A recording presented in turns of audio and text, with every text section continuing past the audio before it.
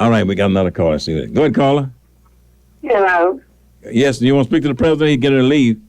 No, I want to speak to Charles about something else. All right, go ahead then. I'm ready. Go ahead there. All right, this is Miss Davis, Charles. All right, from where? I'm from Hattiesburg, Mississippi. From Hattiesburg. All right, Hattiesburg, go ahead. Now, I had to call you back about that creosote because I didn't get a chance last week to talk to you because I missed you on the phone. All right. I'm 88 years old. Uh-huh. My name is Miss Davis. And that lady got on the radio that last week, that Councilman Lady Deborah Delgado. Uh-huh. All that information that she gave you was false. Let me explain to you about that creosote. Those people that fighting the case about that creosote down there in Hattiesburg, they have got counsel on a number of occasions, and each one of those counsel was sold out from Karen McGee. She didn't tell that. But see, what their problem is, they're having trouble getting the counsel that will stand up for the rights of the black people that's in that area that's trying to fight for that creosote. Well, let me tell you, I'm not going to take sides. I want to get it taken care of. Well, I don't want you to take my side. Let me ask you this. But that lady is putting out false information about that creosote. And them people have done what they could do about trying to get compensated what happened to those children. Now, let me tell you what I found out, caller, that some of those who got a lawyer did get some compensation, did they? Yeah, all right. So you got to get a lawyer. If you get a lawyer, and I understand you do have lawyers now that are working with you. The lady came up here and I met with her. Yeah, okay, listen, Mr. Evans. Okay. I'm with that. Let me explain this to you too. Those people that got paid off from that creosote. Yeah. That went and got their own lawyer. Right. They cannot talk back to the community once Karen McGee paid them because they got a disclosure in their thing that if they don't need to tell them. Well, what I would like to suggest then, whatever they did to get that money, you do the same thing. Well, it's kind of hard to get this information that those people got. Okay. Some of these people will help with this information that they got. Now, what I'm saying is, whatever information they got to get a lawyer, you do the same thing. Well, I'm going to tell you this here, and I got one more thing to say before I get to let you go. All right. The thing is that those elected officials that they got in Hattiesburg, those people need to be voted out of office. Because they're not doing nothing for the black people down there. Well. And listen, that's not only the creosote place. You got about 4 or 5 different communities in there. You got Palmer's Crossing. Yeah, that's my old stomping ground. Beg your pardon? Go ahead. That's his stomping ground. Well, Palmer's Crossing was inundated with creosote plants back in the early 50s. Yeah, during Barnes' time and all of us. Yeah. You had Dow Chemical Company that sold out, and they paid the white people out. You had Dixie Brown Creosote. They paid the white people out, and those people is the one that stays out here. The majority of them is their ancestors is out here on 98 Highway in Lamar County. They was paid years ago. You might tell a guy that was down there that stayed on the James Street Road.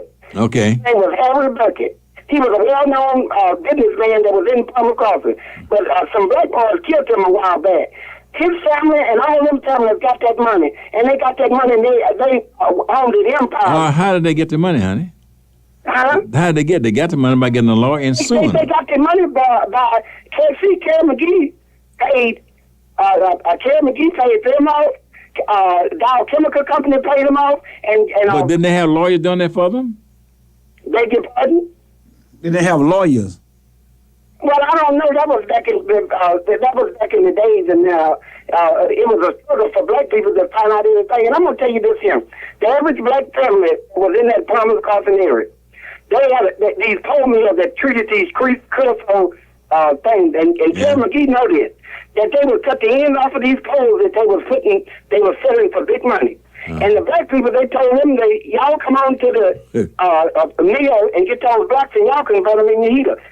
It's so many people that's in that neighborhood died from kidney failure, heart failure, diabetics, all of that. And then they supposed to be done damaged that stuff, and they got a mill down that night. They're using that womanite and letting it off into the community. Now, let me be honest. Ask you now. Be honest with me now. Having the mayor and the representative tried to work with y'all on that? Tell the truth now. Just be honest. Well, this is the thing. No, be honest now. Have they? Listen, this is the thing about the mayor and the representative coming in there. Instead of them sitting down and talking to the people, coming to agreement to find out what the people really needed and wanted, they coming in and stoned them people, and that was wrong. Well, I don't know about And that. they All I'm saying is, people like that. but the mayor and them can only do so I much. was in the meeting, they walked out of the meeting.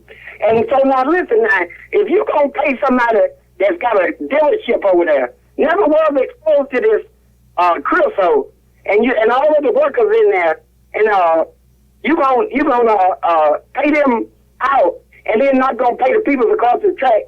That's not right. I agree. Thank you very much. I agree on that. But over there, you got to get your law and sue them. I keep saying that. Because the city council on the Well, listen, let me explain this to you, too, about the city council. The lady mentioned about the money that the city council had got up to have that thing tested. We got two city councils there, the president of the city council and another guy. Okay. So the city council. And anything, see, we got a 3-2 city council, 2 blacks and 3 whites. Anything that the black people vote on, we don't never get it. They don't never pass it. It's full of stuff that don't even is noticed. In these neighborhoods, in the police in these neighborhoods, somehow we need more police. We don't need no more police in these neighborhoods. We need these houses fixed. We need a proper school. We need these schools to be funded, and we is not getting it in our community. Carl, let me say this to you, and I agree with you. A lot of it's done is true. But then every citizen there is responsible for helping make that neighborhood better. Now, let's be fair about it. And we elect these people, and they can only do so much. But all of it, like I said many times, wait a minute now. So when y'all need to go get together and support. Those people that elected in Hattiesburg, those black people, they're not out for the black people in Hattiesburg. And the majority of black people in Hattiesburg is poor. It ain't that many people because a lot of them is out of work, don't have jobs, and there are a lot of them here poor. You got that community there, I was telling you, Palmer's Crossing. Palmer's Crossing that place have lost houses, have lost... Yeah, that's happening all over, huh? Let me tell you now, wherever blacks have taken over, that's happening all over. I ain't upon me lying to you. Jackson, Chula, everywhere. But we got to get the community together. Just listen to me now. Get together and then and work with and let people know when you're running for, what are you going to do for us? This is what we want you to do. White people do that. White people lay out 4 days of boats about it. This is what we need in our community. But do y'all do that? Now listen, Mr. Charles, when we go to these meetings and ask these state representatives like President Watson, he on every committee he is up there in Jackson just about. Okay. And we ask these people and they promise that they're going to do this and do that. But President Watson, he done got complacent in his job. Well, no, he can't get now. Carl, it's not his job. That's the people's job. And what y'all do is, if you're not satisfied with the person, bring him home and get somebody else who you will be satisfied with. He should have been home. Thank you, darling. I got to go, and I got lines everywhere. Thank you. I'm sorry about that. I just don't know what to do. In a community like that, the people, y'all got to, it's the people who live there got to do it themselves.